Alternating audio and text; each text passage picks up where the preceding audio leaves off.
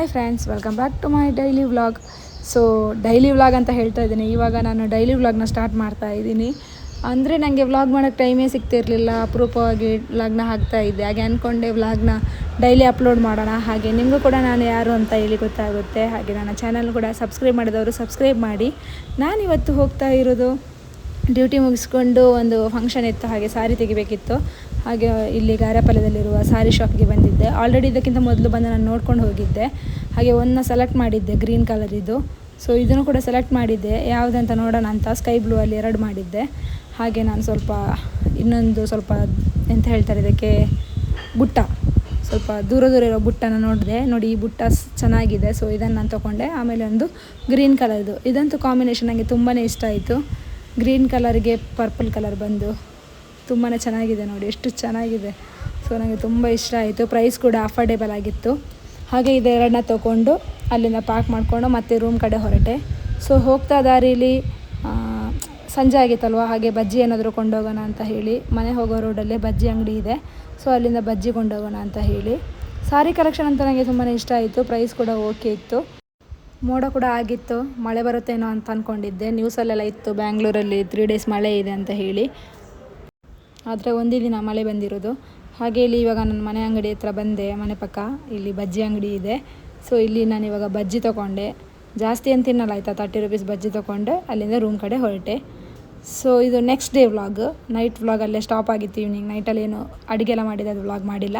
ಹಾಗೆ ಇದು next ಡೇದು morning vlog. ನೈಟಲ್ಲಿ ಕೆಲಸ ಬೇರೆ ಜಾಸ್ತಿ ಇತ್ತು. ಸೊ ವೀಡಿಯೋ ಮಾಡ್ಕೊಂಡು ವ್ಲಾಗ್ ಮಾಡ್ತಾ ಇದ್ದರೆ ಟೈಮ್ ಆಗುತ್ತೆ ಅಂತ ಹೇಳಿ ವೀಡಿಯೋನ ಮಾಡಿರಲಿಲ್ಲ. ಮತ್ತು ನಿಮಗೆ ಗೊತ್ತಲ್ಲ, ನಾವು ಒಂದು ಸತಿ ಅಂಗಡಿಯಲ್ಲಿ ನೋಡೋದು ತುಂಬ ಹೊತ್ತು ಮಾಡ್ತೀವಿ ಡ್ರೆಸ್ ಪರ್ಚೇಸ್ ಮಾಡುವಾಗ. ಆಮೇಲೆ ಮನೆಗೆ ಬಂದು ಅದನ್ನು ಪದೇ ನೋಡ್ತಾ ಇರ್ತೀವಿ. ಹಾಗೆ ಲೇಟಾಗಿತ್ತು. ಸೊ ಇವಾಗ ಬೆಳಗ್ಗೆ ಆಗಿದೆ. ಇದು ಬೆಳಗಿನ ವ್ಲಾಗ್. ನಾನು ಬ್ರಷ್ ಎಲ್ಲ ಮಾಡಿ ಫ್ರೆಶ್ ಅಪ್ ಆಗಿ ಅಲ್ಲಿಂದ ಡ್ಯೂಟಿಗೆ ಹೊರಟೆ. ಸೊ ಡ್ಯೂಟಿ ಹತ್ರ ವ್ಲಾಗ್ ಮಾಡೋಕ್ಕಾಗಿಲ್ಲ ಇವತ್ತು. ಮತ್ತು ಊಟ ಮಾಡುವಾಗಲೂ ಲೇಟಾಗಿತ್ತು ಇವತ್ತು. ಸೊ ಹಾಗೆ ನನ್ನ ಫ್ರೆಂಡ್ ಅವನು ಊಟ ತಂದಿರಲಿಲ್ಲ. ಹಾಗೆ ನಾವು ಹೋಟೆಲಿಗೆ ಬಂದ್ವಿ. ಅವನು ಹೋಟೆಲಲ್ಲಿ ಪರೋಟ ಏನೋ ಆರ್ಡ್ರ್ ಮಾಡಿದ್ದಾನೆ. ನಾನು ಮನೆಯಿಂದನೇ ಅನ್ನ ಸಾಂಬಾರು ತೊಗೊಂಬಂದಿದ್ದೆ. ಏನಂದರೆ ನಾನು ಹೊರಗಡೆ ತಿಂತಾಯಿದ್ದೆ. ನಿನ್ನೆ ಔಟ್ಸೈಡಲ್ಲಿ ನಾನು ತಿಂದಿದ್ದೆ. ಸೊ ನನಗೆ ಫುಲ್ ಹೊಟ್ಟೆ ಎಲ್ಲ ನೋವಾಗಿ, ಇವಾಗ 2 days ಆಯಿತು. ಹೊಟ್ಟೆ ಎಲ್ಲ ಫುಲ್ ಸೂಜಿ ಕಂತಿದ್ದ ಥರ ಕಾಣ್ತಾ ಇದೆ. ಅದಕ್ಕೋಸ್ಕರ ನಾನು ಡಿಸೈಡ್ ಮಾಡಿ ಹೊರಗಡೆ ತಿನ್ನಲೇಬಾರ್ದು ಅಂತ ಹೇಳಿ. ಮನೆ ಫುಡ್ ಎಷ್ಟಂದ್ರೂ ಚೆಂದ. ನೋಡಿ, ಇಲ್ಲಿ ನಾನು ಅನ್ನ ಮತ್ತು ರಸಮ್. ಸೊ ಇದು ರಸಮ್ ವಿದ್ಯೆ ಅವರು ಮಾಡಿದ್ದಾರೆ. ನಿನ್ನೆ ಅವರು ಫುಲ್ ಆ್ಯಕ್ಟಿವ್ ಆಗಿದ್ದರು. ಹಾಗೆ ರಸಮ್ ಮಾಡಿದರು, ಸೂಪರಾಗಿತ್ತು. ಹುಳಿಯಾಗಿ ಟೊಮೆಟೊ ರಸಮ್. ಇವನಿಲ್ಲಿ ಪರೋಟ ಮತ್ತು ಗ್ರೇವಿ ಜೊತೆ ತಿಂತಾ ಇದ್ದಾನೆ. ಇವತ್ತು ರಾಮನವಮಿ ಅಲ್ಲ, ಹಾಗೆ ಎಲ್ಲ ಕಡೆನೂ ಪಾನಕ ಕೊಡ್ತಾ ಇದ್ದರು.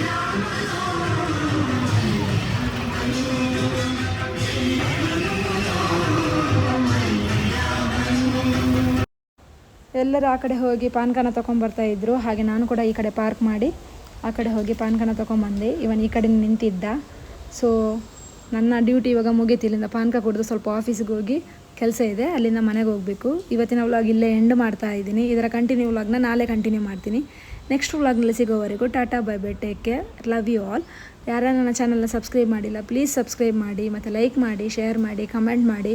1K ಸಬ್ಸ್ಕ್ರೈಬರ್ ಇದ್ದರು, ಯಾರು ವ್ಯೂಸೇ ಬರ್ತಾಯಿಲ್ಲ, ಯಾಕಂತ ಗೊತ್ತಿಲ್ಲ. ಹಾಗಾಗಿ ನಾನು ಡೈಲಿ ನನ್ನ ವ್ಲಾಗ್ನ ಅಪ್ಲೋಡ್ ಮಾಡ್ತೀನಿ. ನನ್ನ ಇದೇ ರೀತಿ ಸಪೋರ್ಟ್ ಮಾಡ್ತಾ ಇರಿ. Thank you. Bye bye.